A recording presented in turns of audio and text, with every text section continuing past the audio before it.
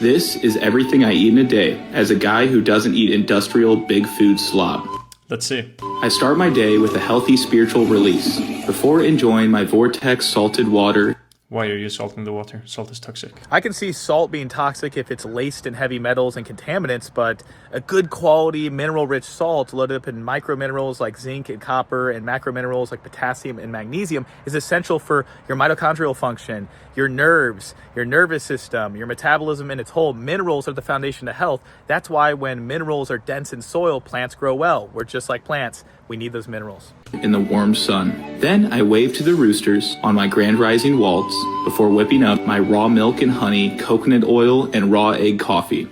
Everything there was really good except the coffee. Eggs, milk, honey, great, but coffee, you're just drinking seeds dissolved in water. Yes, pesticide-laced, inorganic, heavy metal, toxin-loaded coffee is definitely bad for the body.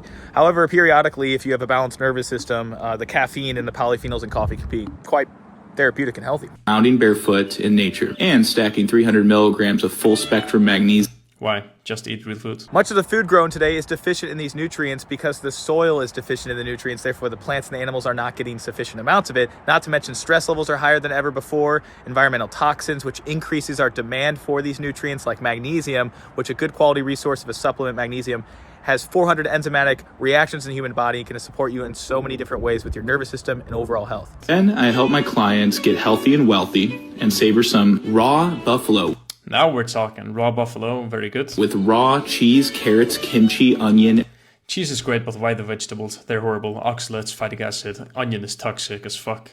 Golly gee willikers, seems like everyone's freaking out about all these plants and everything with the phytic acid, oxalates, etc., all these carnivore bros, but they don't realize that they contain these phytochemicals and antioxidants and things that support us in so many ways. Herbs and honey and olive oil, yes.